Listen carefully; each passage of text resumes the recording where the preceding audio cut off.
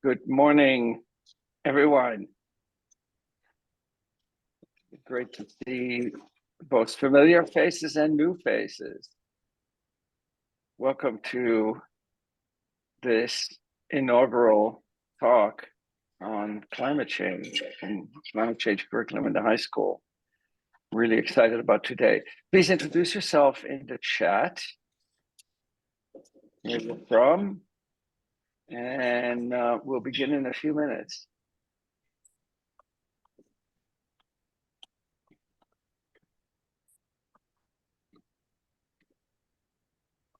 As people settle in here.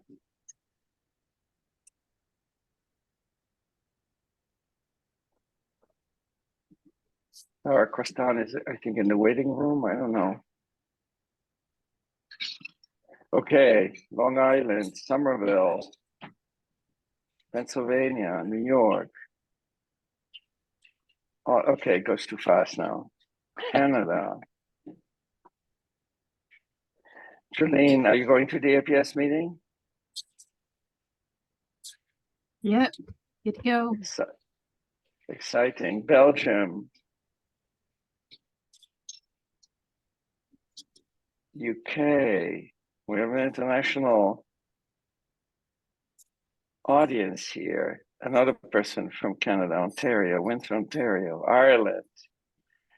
Thank you for joining, Sandra.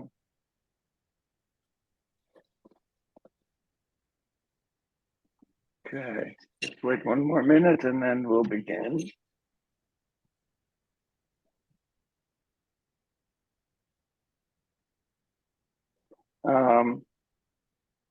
Do you know what is happening in Creston, Sarah? I didn't hear from him this morning, but I sent him the reminder. No, he is stuck in the waiting room. He is? I don't see him stuck in the waiting room. Yeah, he's look under not joined. Okay. He might try leaving and coming back in. Yeah. Yeah. And so is Angel Garcia. Okay. Oh. Good. Well, I think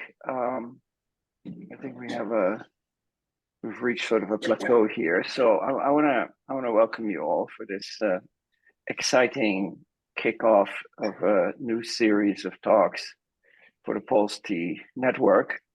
I would like to thank a number of people.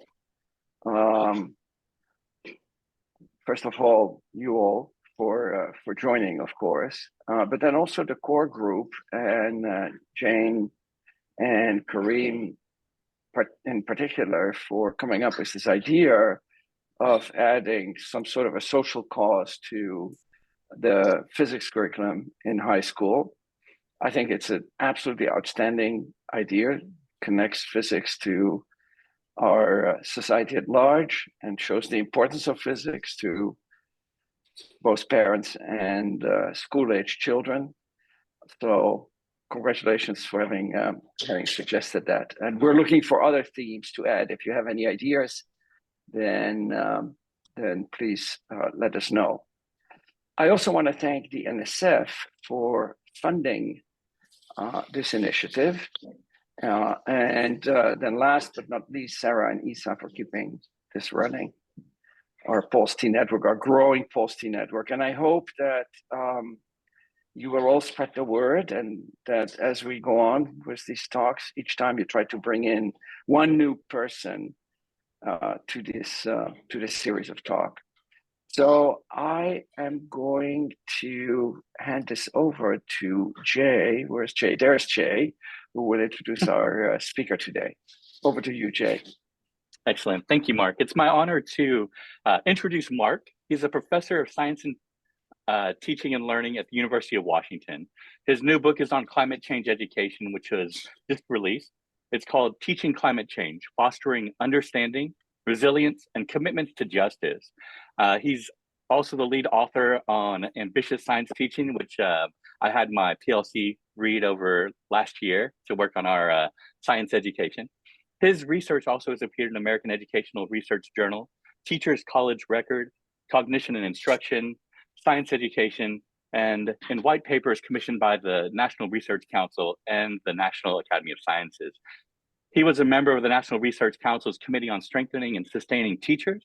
He also consults with informal education institutes like the American Museum of Natural History, the Bronx Zoo, the Brooklyn Botanic Gardens, New York Hall of Science, and the Staten Island Zoo. So exciting to hear this talk. So to you, Mark. Thank you, Jay. So I want to start by thanking Isa and Eric for the invitation to be here. I'm excited to share ideas with you. And I think what I'll say today is right in line with what Eric just described around socially responsive physics teaching. I know that everyone online joining us is probably in a slightly different place with regard to their experience and comfort level with climate change teaching. So I'm going to provide some ideas that I think are foundational to move forward with some of the most meaningful work potentially of our careers. The ideas that I'll share come from about 1,000 days, literally, of intensive reading and writing the book. It also comes from, these ideas come from being a former classroom teacher at the secondary level myself for 13 years. And more recently, in writing the book, I was visiting a number of different classrooms from 3rd grade through high school. And I'm most recently collaborating with 2 Los Angeles teachers doing an interdisciplinary course in climate change. So I'm confident that everybody will get something out of what I'm going to share. So let me begin with this. And I want to ask, Isa, could you see the screen? Great, okay. So my first message is one of encouragement that we can do this. And the question is about preparation, not just doing it, but like, how do we prepare? And how do we prepare ourselves in new and different ways for climate change teaching, but also professional leadership wherever it is that we're teaching? And I say this because climate change is not just like any other topic that you draw into your pedagogical repertoire. It's a little bit different. Going along with this, we have to say, how do we not overwhelm ourselves with this task? And how do we not overwhelm others that we work with in doing this? And so these 2 themes you'll hear throughout the next hour. And I welcome people's questions as we go. I know that Jay, Isa perhaps will monitor that. I'm happy with that. So I would like to start with 4 foundations for preparing to teach climate change. And I'm going to address 3 out of the 4. First, where does my teaching fit in the bigger climate change picture? Second, how can solutions become part of my curriculum? Third, how do I support my students' emotional well-being in this process? And fourth, what are curriculum opportunities for design or options for designing learning experiences? Now, the third piece here about students' emotional well-being, this is going to sound strange, but it is so important that I don't want to address it here because I would end up giving a superficial treatment to it. I can do that in the coffee talk in the next few days when we have that. I'll address it there. Okay, so to this question about where does it fit in my teaching, fit in the bigger climate change picture? In that circle on the left, we see a lot of familiar conceptual ideas. And I know that you've taught all these in a lot of different contexts. And the question is, do the things I'm comfortable with fit within a climate change picture? And if we were to look at that intersection between what we teach and what we're comfortable with and climate change, thankfully, every idea there, and including a couple I don't have, like optics, would indeed fit in that intersection between climate change and my wheelhouse. That being said, I think all teachers now have to have an expansive view of what counts as climate change. The name climate change is a little unfortunate because it leads people, the general public for sure, to believe it's a very narrow thing, like looking through the keyhole at all our natural systems. But a framework can help us and the public make better sense of it, but this framework is mostly for us. So if we were to think about the average climate literate citizen, they might have a pretty good grasp of this part of that sprawling puzzle, that climate change is initiated by this amplified greenhouse effect that we human beings have been throwing up trillions of tons of fossil fuel emissions into the atmosphere since the Industrial Revolution started. That leads to record-breaking weather extremes, and you can tell this is in the news. Now, crazy weather is now a staple of our news cycle. Nearly every single week, there is something insane going on in some part of the world, but also locally. And with these record-breaking weather extremes come long-term shifts in climate because they're no longer freak incidents. They are part of our climate.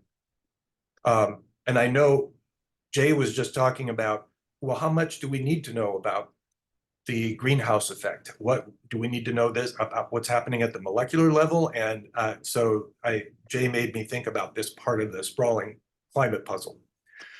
But we as educators shouldn't just stop here. The warming that happens affects everything that sustains life on Earth. And this means we have stressed ecosystems. The ocean chemistry is shifting. The ocean is heating up. The ocean, thankfully, has absorbed 90% of all the excess heat generated through the amplified greenhouse effect. If we didn't have the oceans, we would be Venus. The heat is slowing down ocean circulation, which has huge implications for weather and atmospherics. And of course, sea levels are rising. Cryosphere is melting, and by cryosphere, I refer to the polar regions and glaciers at altitude. And even the global commons, the air that we breathe, is degrading in quality. Now, this is also part of climate change. And you could see that this invites our colleagues who work in biology and chemistry into the conversation. This involves all branches of science that get taught at the high school level. But still, the climate change picture isn't complete until we think about the downstream impacts of climate change. And by downstream, I mean this becomes a human story, that there are people and communities, entire nations are now made vulnerable and are at risk from really catastrophic outcomes. And the word vulnerability and the word risk should be part of educators' language that they use with students. I know that there's a risk of emotional trauma that can be brought on in these conversations, but we have to be smart about that. And that is part of the new lexicon that we have to get comfortable using. There's also the spread of disease and psychological traumas that go with it. We're quickly reaching the limits of human temperature, what we can tolerate, and there are mass human migrations. If I were to draw a circle around all of this, I would say that is climate change, okay? But there's good news. We could talk about solutions. There are countries investing in mitigation and adaptation, keeping greenhouse gases out of the atmosphere. There are schools and there are social groups around the world that are addressing also the root causes of environmental damage. And when I say root causes, I mean the legacies of colonization and racism. And those legacies have been going on not just for decades, but for centuries. And we need to know how we got in this mess in the first place and how the mess gets sustained. The last thing I'd say about solutions is that for us, there is more science and technology in the solutions than in the climate change processes themselves. So students, in every episode that we might teach about climate change, we really must include a solutions dimension to it. And that helps with their their sense of emotional well-being. It also helps them take action in the world. We'll talk about that more in a second. So a question comes up, how can we deepen our climate change knowledge without reading everything in the world? I mean, I faced this when I started reading in preparation for the book. So rather than look up individual standards, it would be helpful if perhaps you thought about all the natural systems in the world being part of one of 5 big categories: greenhouse effect, carbon cycle, oceans, weather, extremes in climate, and ecosystems. Every story that you read will be about one of these impacted systems. Nobody writes a story about a standard that people have to teach in schools. Every story that's out in the media that students hear is about one of these 5 categories. So I would recommend that in your area that you do deep dives into really understanding some key ideas. And by key ideas, what I mean is, how do ecosystems, for example, overlap with climate change? What are some of the core ideas that have explanatory power? By explanatory power, I mean, if my kids could just understand these 2 or 3 things about ecosystems or the greenhouse effect, they could explain a lot of different phenomena in the world. So I'll give you an example. If we were to teach the greenhouse effect, we might want to explore powerful ideas like, what is the role of greenhouse gases in the atmosphere? What are the dynamics happening there from both the chemistry and physics standpoint? And how do built surfaces on the Earth respond to infrared radiation? These are really key to understanding a lot of the phenomena, not just from a technical standpoint, but also from the lived experiences of our students. Another example is in ecosystems. What overlaps with climate change? One is, and these are in the form of questions, how do organisms respond to climate stresses? I'm talking about plants, animals, fungi, microbes. There's a limited number of ways that they can respond to the stress of climate change. And then this impacts ecosystems, the collective. And that's the second question. What role does biodiversity play in ecosystem resilience? We can take that as faith that biodiversity is a powerful way to make an ecosystem or sustain its resilience. But when we get down to the particulars, is why is that the case? Those are the deep dives we need to do if we're teaching a biology class. So what do you do with the other buckets here that you're not teaching? I would recommend just reading online primers to learn more, say, about the oceans and the cryosphere. You don't need to do a deep dive, but it does help to be familiar with the other 2 or 3 areas that you don't happen to be teaching directly. When I was writing the book, I got tired of reading so much that I resorted to podcasts on my daily. I did 2 walks a day just to recharge. And MIT has got a really great podcast, for example, called Today I Learned Climate, TIL Climate. They have scientists talking about phenomena ranging from recycling to why does it take so long to build wind farms. And the cool thing about this podcast is that they have lessons and teacher guides at the end of every episode. I would also say that chapter 3 in my book focuses on the biggest ideas of all 5 of these categories and how they relate to climate change. All right, so we talked about zooming in to do deep dives. Let's talk about zooming out to see the bigger picture of climate change, either as professionals, or we could do this, my recommended activity coming up here, with our own colleagues. It's a good community builder. So this is an activity or a workshop called the Climate Collage. If you Google it, it should be climate fresque. That's French for mural or collage. This was an activity developed in France, and it wasn't developed by educators, and it's not purposed for educators. It was purposed for the common average person. And in this activity, to put it really simply, participants are introduced to one another, and then they very quickly get a set of cards. And they split up into small groups of anywhere from 3 to 9 participants. And they get like 5 cards out of a package of 50. And the cards have different elements about climate change on the card. And on the backside, there's a description. And you can see from the picture that you can guess that people are supposed to talk with their partners and try to assemble these cards in a way that makes sense to them, trying to build a systems set of relationship between these cards. And it is more challenging than you would think, although there are ways to get into it if you don't have a very deep knowledge of climate change. So this activity can give you insights into where physics plays a role in climate change, which is nearly everywhere, because guess what? Climate change is an energy story. So here's some of the cards, and these are not all the cards in the first set that you get with your partners. This is a smattering of the ones from you get at the beginning of the activity and some you get at the end. But early on, you do get carbon sinks and amplified greenhouse effect on the left.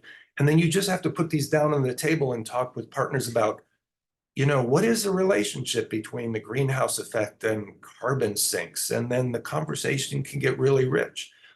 And there's other cards that you put down later on, like impacts on terrestrial biodiversity, melting permafrost. All of these things get drawn into the conversation. So we did this workshop at UC Santa Barbara, University of California, Santa Barbara last spring. And we took some pictures, and you could see that from looking at these card arrangements, that there are different and sensible arrangements. There is no correct answer to this, but it's the conversations between participants that really generate insights. And people have done research on the participants after they've engaged in this 3-hour workshop. They've asked questions, how could we make it better? And so one of the responses is that, wouldn't it be nice to have some cards that are about solutions? Can that be part of this? So we at the University of Washington and in Santa Barbara, we decided to make some solutions cards. So here's an example, and it says, protect indigenous people's rights to manage their forest lands. And the text right below the card is what's on the back of the card. This is what makes it a little bit more accessible to participants. They can flip the card over and they can get a sense of what this might be attached to. And I don't know if you can see me in the window on the side of your screen, but I've got a package of cards here, and I'm going to be going to the Exploratorium in San Francisco and doing this in a couple of weeks with people. So that's one solution, but we chose 12, and this is a sampling from the 12. And people right away can say to themselves, these are really different from one another. Plant-rich diets, electric cars, walkable cities. I mean, I could see how capturing methane from a landfill could be a solution, but these others, I'd like to learn more. We also added this card, voting, for reasons I probably don't have to explain, as one of the solutions to climate change. So let me say one thing about doing any kind of this work where you're talking about solutions, whether it's in the context of this activity or in your classroom. And this is something we learned. When we talk about solutions and we created these cards, we wanted people would first take the card and they would set it near some of these other cards on the table that were part of the climate change backdrop. And I would press them and say, okay, so you've got that plant-rich diets there, and I see where you put it, but what does that solution do? Does it disrupt some part of that climate change system that's problematic? What does it disrupt? And so we created little paper pointers. Literally, that's what we have on the screen there. And the conversations get much richer, excuse me, about what does this solution actually do? All right, let me pause because I need to take a drink of water. In the chat, or if anybody has any questions about what I've just talked about, while I have a drink, you could put those questions in the chat. And I don't know, Isa, Jay, Sarah, who's going to monitor that? But yeah, we've already got one for you. I don't know if you're ready for it. Yeah, go ahead. You ready for it? So Michael from Dublin, he brings up the experiment where you put different gases in bottles, clear bottles, and then you have a thermometer in it, and you basically, put it a light source on it, and you measure the difference in temperature in them. And he was asking, one of them has carbon dioxide in it, right? One of the bottles has carbon dioxide, yes. And he was just asking if you thought this was would work well here. Like if you would recommend that for students, or if you've seen it maybe. That is a classic. That's a classic experiment. And if you're interested in classic experiments that inform climate change, look up a book called The Warming Papers. And it has got all of those. I can't remember what the name of the person was who did that original experiment, but that was like 100 years ago. We've known about the greenhouse effect for 100 years. And should you do that? Absolutely, I would do that, especially if you have students who voice some skepticism. It doesn't convince everybody all at once about the greenhouse effect being real, but it's a piece of that puzzle that you build. So it's important to do that kind of activity, but it's just as important to surround that activity with sense-making conversation that precedes it and follows it. It should be part of a larger system of instruction, but the answer is an enthusiastic yes. Thank you. Thank you, Michael, for the question. Anything else that I should hark on here?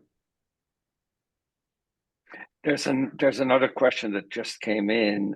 Sorry, Jay, if I jump in, I'm not sure Thanks. you saw it, by Bill Durga from San Diego, who said, I'm wondering if there are curriculum materials and training for high school, middle school teachers, and whether the materials are scalable, mainly time-wise. Yeah, I anticipated that would come up. Are there curriculum out there?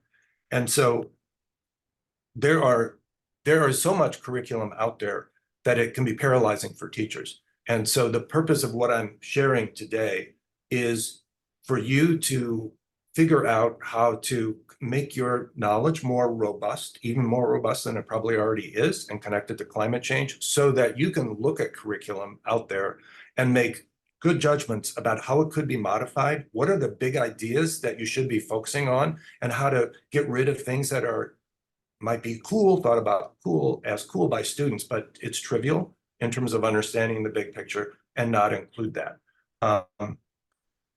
I would say most of the curriculum out there is in the form of individual lessons, which may not be super helpful for teachers because it's just one lesson. The unit that I always think of, the grain size of design for me with my educators, is the unit, which is somewhere between 3 to 5 weeks, 3 and 5 weeks of connected lessons. So I'm skirting your answer, but I don't particularly know of physics curriculum that's out there, but I just know there's a lot out there. To add to that, there was a question if there's been much cross-curricular work, putting it all together in a school. So maybe your biology teacher does a part, your English teacher is doing something, your history teacher is doing something, your physics teacher is doing something, and you're kind of putting it all together to be cohesive, I believe was what the Jolene was asking. Okay, I'm going to jump ahead. This is why I have my slides numbered. I'm going to try this. Okay, if you want to be really ambitious and you're working in a school where you have a relationship with social studies and English language arts teachers interested in climate change, which is becoming more and more popular in both middle schools and in some high schools where you can arrange this, you can do a unit together, not during the same class period, but I mean, kids can walk into your science classroom and they can learn about an event like urban heat islands, where disenfranchised communities and communities generally of color who live in particular areas of a metro section of part of a city where they live has been disinvested in by that community since like the 1930s. And there's a lot of industrialization that goes there. There's a lack of greenery, green space, especially compared to other more affluent parts of town. And it can be 5 to 15 degrees warmer in the summer. So these are urban heat islands. So if you're a science teacher, your bite of that climate pie is to ask questions like, what natural events and material processes explain why heat islands exist in urban areas? And what are the solutions we have and their trade-offs? And so the big ideas, there's a ton of big ideas for the science teacher, ranging from different kinds of radiation from the sun, the electromagnetic spectrum, if you want to go that far back, heat absorption and re-radiation, the albedo of different materials, and then during the unit and towards the end, you start talking about solution, cooling effects of tree transpiration, smart buildings and surfaces, regreening. So that's what you do as the science educator, and perhaps in that middle school, let's say, or high school, the kids then go to the social studies teacher. And in the social studies classroom, they are also studying urban heat islands, but they're taking it from the perspective of what historical abuses of power and racialized social policy laid the groundwork for areas of this city to be so different in livability. And I should say, the map that you see in the top center is the actual map for the place I'm sitting. It's Seattle's map from the 1930s, and the areas in red literally were drawn by mortgage companies here in Seattle and targeted for disinvestment. And our communities of color ended up in those areas. So the big idea is there, get into redlining practices, disinvestment in communities of color, modern gentrification, but then also there's action you can take through governance and just policies, exercise of democratic freedoms, using data past and present to build community awareness, get outside the school, make students feel like there is a way to take action. And then if you go into your English language arts or your visual and performing arts programs, students could focus on a sub-theme such as environmental equity or imagining alternative realities, and they could develop works of their choice. So they could do authentic performances that express emotions and allow other people to understand these alternatives to current realities. And authentic performances include music, street art, poetry, climate fiction, digital storytelling, and then they could also share these works with the local community. I had slides for that, right? And okay, now I have to find out where I was. Okay. Mark, I'm going to jump in for a second. Yeah. Peggy said that Engineering Tomorrow has a lot of free resources. And then we had some other people asking about, I'm sure they're all coming up with their ideas and wanting to share. Yeah. So just to say they can share in the chat, but there'll also be a coffee talk for those coming up. Great, great. Okay, I'm going to go for about Thank 5 you. more minutes and then I'll just take general questions. So let's talk about solutions. So part of the kind of lexicon that we have to take up as teachers is just to understand the idea of drawdown, which means a point in time at which the concentration of CO2 and other greenhouse gases begins not to continue to rise, but begins to drop down. And that's the name of it, drawdown. And we were trying to get there by 2030, but that's not going to happen. But it's still there. And the price of renewable energy is dropping really fast. There's a ton of good news around renewable energy, which is one part of the solution regime. So it's helpful for students to understand a representation like this when to prep them for talking about solutions. So this is from Project Drawdown, which I highly recommend as a source for learning more to all of you. So on the left side, you see the different sectors of our economy and what percent of the total greenhouse gases globally they produce that goes into the atmosphere. And there's some things on their electricity production, food and agriculture and land use, some things you would expect and some things you would not expect, which is good for learning. Now, these greenhouse gases go into the atmosphere, but you also see some lines exiting the atmosphere, and those are called sinks. And this is part of our reimagining of the traditional carbon cycle. Current carbon sinks are just places where carbon is sequestered. It's kept there out of circulation in the atmosphere where it does the most damage. So you'll notice that there's 24% gets absorbed by land sinks, which is the soil. It's also the biomass, like that's why we treasure our forests and what's above and below ground. And our ocean is also a carbon sink. But you notice that the 24% and 17% on the bottom right don't add up to 100%. And the reason they don't is because 59% stays in the atmosphere. The carbon dioxide that we're exhaling right now will stay in the atmosphere circulating for anywhere between 300 and 1,000 years. It doesn't cycle out every month like water vapor does. Okay, so another recommendation I have is Project Drawdown. They have what they call a climate solutions library, and kids get really excited when they see the wide diversity of possible ways to keep carbon out of the atmosphere or to sequester it in carbon sinks. And I counted this morning, and about 12 of these that I have on the screen, and this is just like 1/4 of all of everything that's in their solution library. About 12 of these have direct implications for teaching physics. They use physics properties. Another thing I would recommend for your own professional learning is Drawdown has something called Climate Solutions 101. It's a series of 6 videos and it is super instructive. And I would say these videos are engaging, and the way that they sequence them is really smart. I would say that middle schoolers could understand what's going on in the videos. You could make this like a unit of self-study for middle schoolers and certainly for high schoolers, but it sure helps us as professionals too. One last thing about all the number of different solutions. I would use representations like this to show kids solutions before I'd show them the whole solutions library by drawdown, because listing these as the 10 that you want to pay attention to is kids can wrap their heads around these, and you can kind of tell you can wrap your head around this more than you can wrap the head around some of those other esoteric solutions. So this is graphics like this have their place.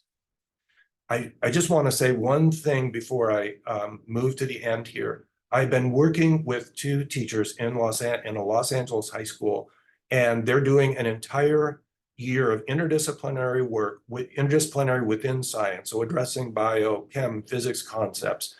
And one of the units that they're doing is around food waste and solutions. And you can see on the top right, the teachers got permission from the janitorial staff to have the kids take all of the thrown away foodstuffs and containers out of the cafeteria, and they're out there sorting it by weight and by type and collecting all kinds of data and trying to make sense just of that data. And the teachers, when they got into this unit, they were realizing that kids were, because this is an authentic unit about real things that kids care about, kids had all kinds of questions, and the teachers signaled that they're open to these questions. And teachers created a Jamboard, and you can see it's got 2 sides. On the left is what kind of questions can be answered by doing science. On the right, what are questions that need research around socio-political or economic issues? So for example, questions you can answer by doing science. Does composting still emit greenhouse gases? Maybe we compost instead of throwing all this material into a landfill. Kids started the unit thinking a landfill and composting were exactly the same thing, but very different physics and chemistry phenomena happen in those environments. On the right side, socio-political or economic questions. How can we lobby or protest for enforcement of better policies for food waste? And they got into that conversation, and then the teachers got them involved in how could we scale this up? We can create policies within our school, but could we go to another school in the district and present our findings to them and say, maybe you could change the policies around, let's say, what kind of food you serve and what kind of containers, what you do with the waste. So it all becomes authentic for kids. And down here, they've got a picture of an experiment where they're taking similar kinds of food products that were thrown away, and they're putting one in a condition that's similar to a landfill with no oxygen and a lot of other stuff mixed in. And on the right, it's the same kind of food product, but it's in a compost condition where there's oxygen and nutrients mixed in, and kids are measuring the gases that get produced in each condition. And they're finding out that in the landfill condition, way more methane is getting produced. And yeah, so I am going to see how much time I just want to share one last thing. A possible unit on energy storage. All the green energy we have, there is a bottleneck, and that is how do we store the energy when the wind isn't blowing for the turbines and the sun is not shining for the solar arrays? The problem is storing that energy. And so the New York Times has had a story a couple of years ago, what they called strange batteries. And this goes directly to chemistry and physics. So one way to store energy is compressed air in a cavern. And this sounds like futuristic or weird or not real, but there are communities now that actually have prototypes of this compressed air, and then the air decompresses in the evening or when they need the energy, and decompressing it releases both heat and force to turn turbines.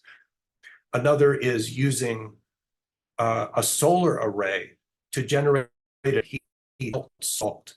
And molten salt seems to be able to hold its high temperature, especially in particular containers, for a really long time. And that heat can be released. This is making a long story very short, but that heat can be released when the sun isn't shining or the wind isn't blowing. There is the idea of pumping water when you have the energy, pump water up from a lower reservoir up. And so you have water at altitude now with a lot of potential energy, and then let that water flow back down when you need to recover that energy.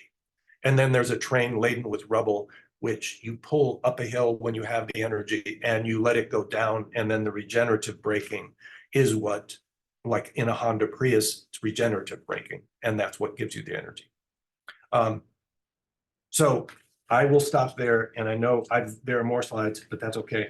I will take questions. Or if people want to talk to each other in this group, that's totally fine.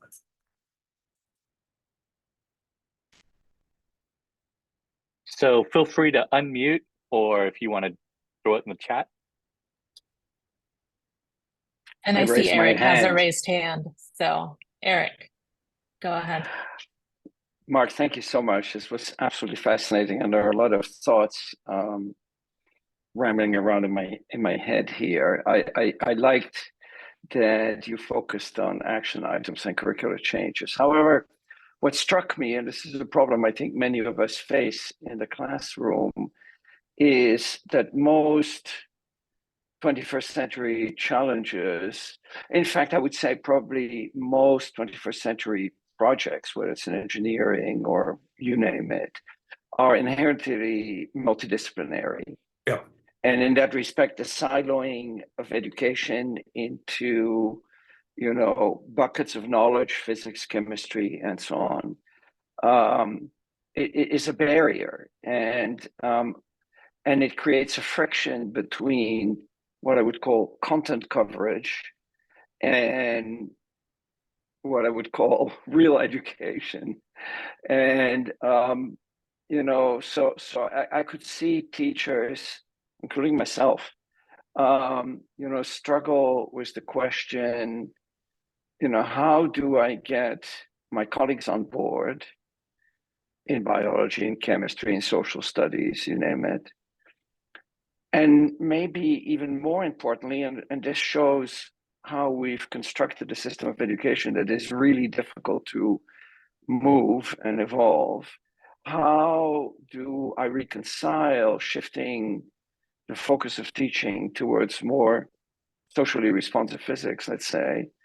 How do I reconcile that with the demands of standardized testing, like SATs, Regents exam, you name it, which really don't have much about any of these problems and focus on essentially 20th century or even 19th century content? Yeah, are you thinking I have a quick answer for that? No, but maybe we can discuss it.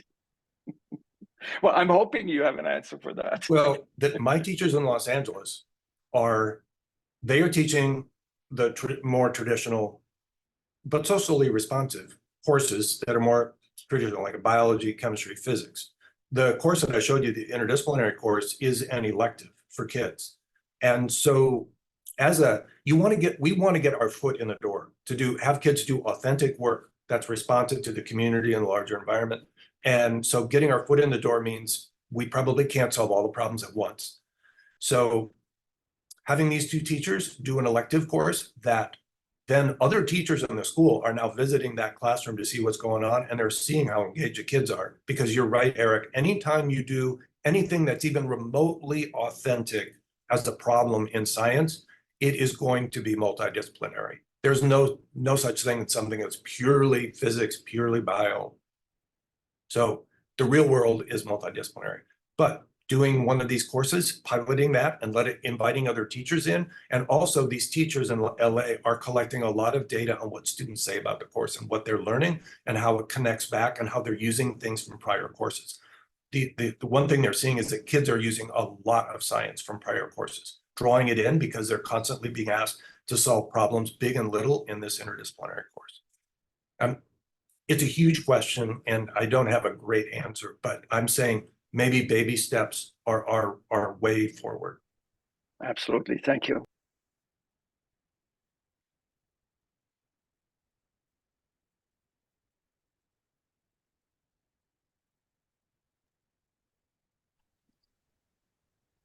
I can just share here's some of the, I just wanted to share some of the units that are in this interdisciplinary course.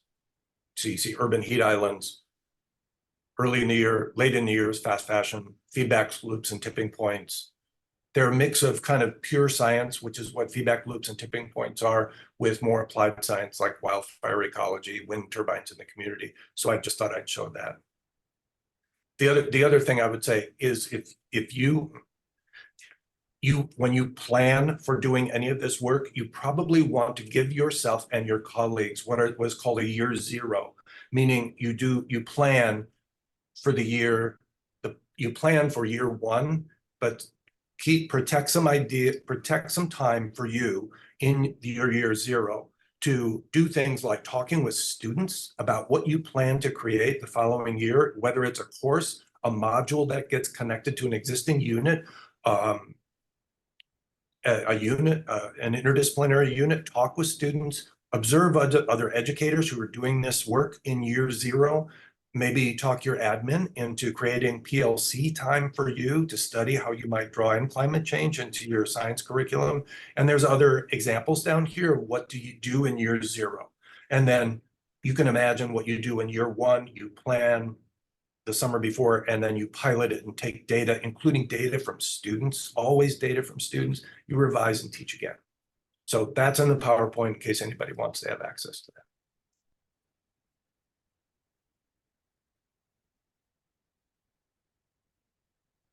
We did have an interesting question, a lot of suggestions within the chat, and I'm going to read it verbatim because I may not quite have the nuances of it. Do you think the level of industrial mobilization to phase out fossil fuels in 30 years will be similar to what we saw in 1940s with Roosevelt? Is there anything we can learn from teachers and schools in the 1940s to the work we're doing now?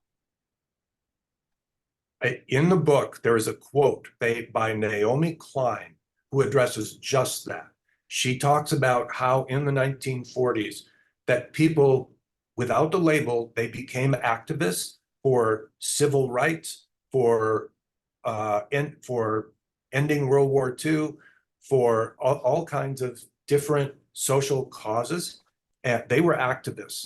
And the message by Naomi Klein is that today, everybody is an activist in terms of climate change. It's not just something we teach in schools. It has got to become behavioral change, and it's got to be scaled up so it's collective change. And helping kids become deeply literate about climate change is a great first step in them becoming activists. Taking action is one of the primary ways to reduce eco-anxiety and climate grief.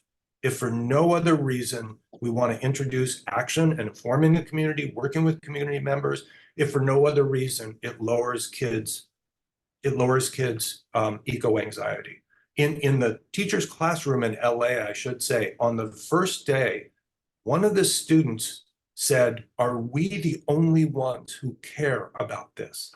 And it broke my heart to hear that quote by that student, because he had gotten all the way through a K-12 experience without hearing the phrase climate change. And here he was in a class. Are we the only ones that care?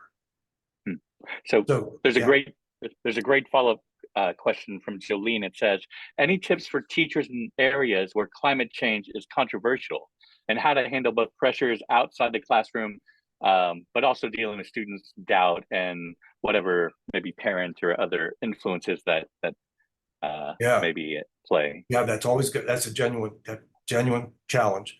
I would say, first of all, when you access the shared folder where materials from this talk are in, and you have access to my PowerPoint, I got bonus slides at the end of the PowerPoint, and one of them is a letter home to parents explaining how you're going to teach about climate change and what you're going to teach. And then I have a whole bunch of things listed about what to do in a classroom where there's a certain amount of skepticism.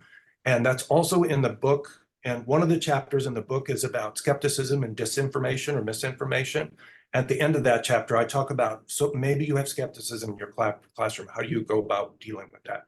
So I can't list all of them in my head, but I know one move that you would do first in a classroom where you think some kids are going to be skeptical, and that is talk about what you share in common in terms of your values and the environment.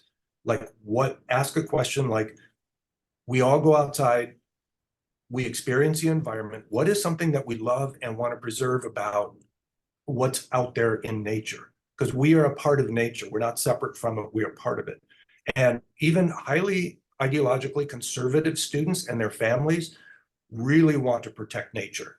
They have slightly different reasons than more liberal ideology grounded people, but everybody is pretty much on that, and begin the course with that shared belief that it's important to preserve nature. And then there's all kinds of other smaller moves that you do all along the way you can't completely suppress skepticism, and sometimes you don't want to. You want to have alternative voices in the room, but you have to say, we're going to talk about evidence and data, and everybody who's going to make a point or a contradiction, you should always bring up evidence, okay? Thank you. Last chance for a question in the chat or raised hand. I can't see everyone, so if you see anyone, let me know.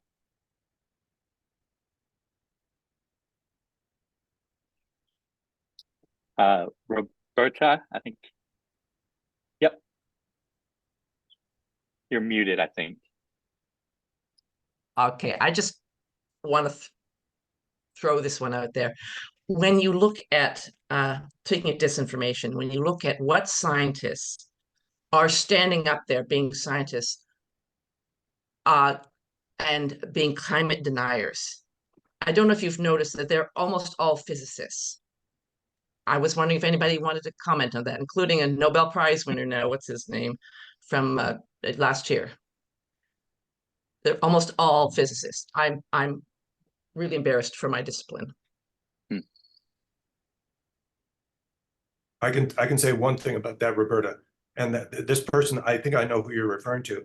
These are physicists who study very constrained systems, and they have spent their entire lives working out mathematical formula that predict very precisely how very constrained systems operate. And their work was at the time groundbreaking and is laudable work.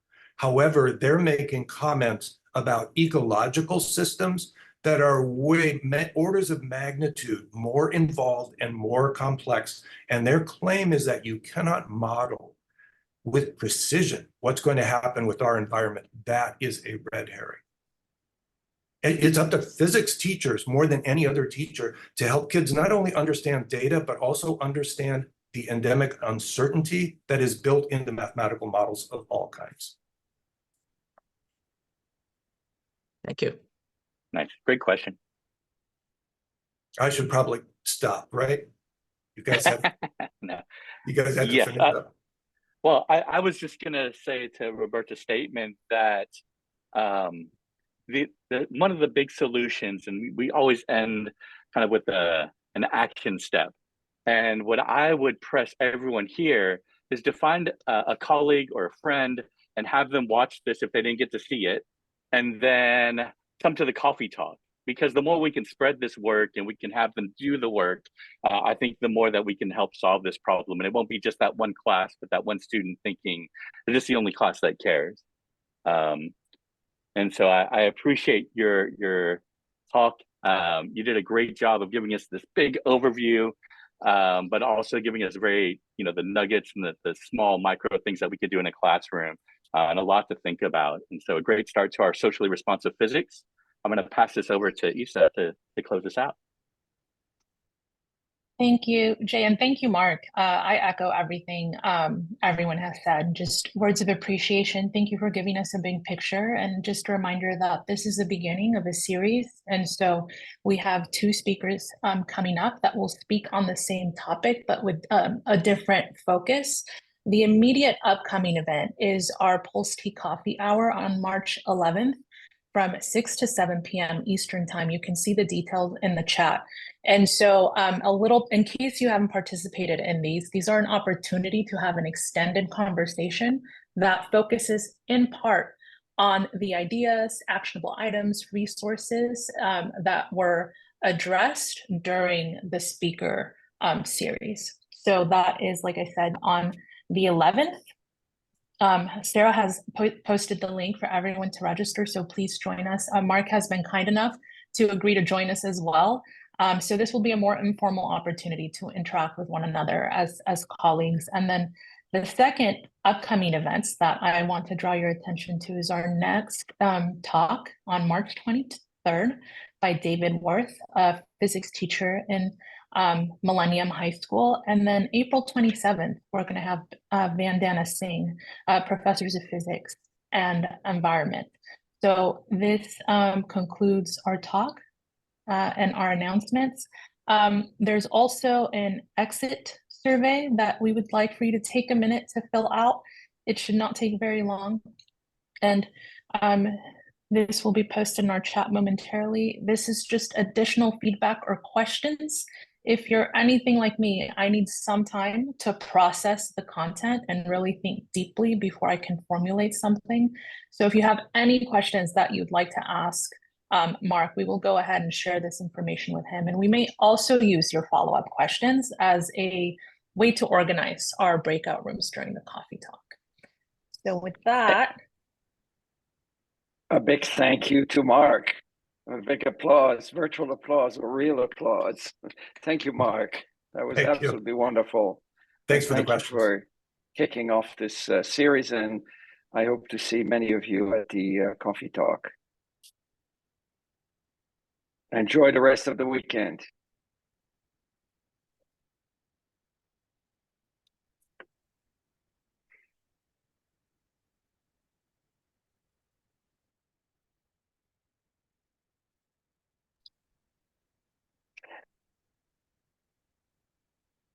That was great, Mark. Thank you so much. It's very thought-provoking. You're very welcome.